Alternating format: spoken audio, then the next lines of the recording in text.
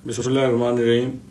आज आज़ाद जम्मू कश्मीर में जिस तरह के सियासी सूरत हाल पैदा हुई है और अमन आमा का जो सूरत हाल पैदा हुआ है वो किसी सूरत भी मुनासिब नहीं है।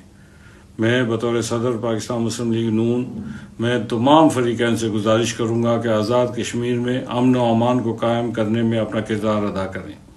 मैं इस सिलसिले में आज वज़ीर-ए-आज़म पाकिस्तान मियाँ मोहम्मद शहबाज शरीफ साहब से भी मेरी बात हुई और उनके नोटिस में मैं तमाम ये मुतालबात भी लाए और तमाम सूरत हाल से भी उनको आगाह किया।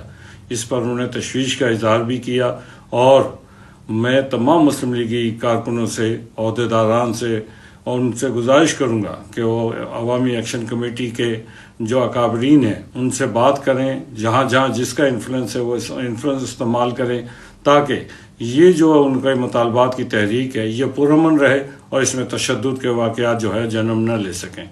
इसी तरह मैं इंतज़ामिया से, हुकूमत आज़ाद कश्मीर से मुतालबा करता हूँ कि वो अमन व अमान के क़याम में और जो मुतालबात हैं उनको हल करने के सिलसिले में, उस सिलसिले में जो बातचीत का दरवाज़ा है उसको खोलें और बातचीत के ज़रिए इन मामलात को हल करने में अपना किरदार अदा करें।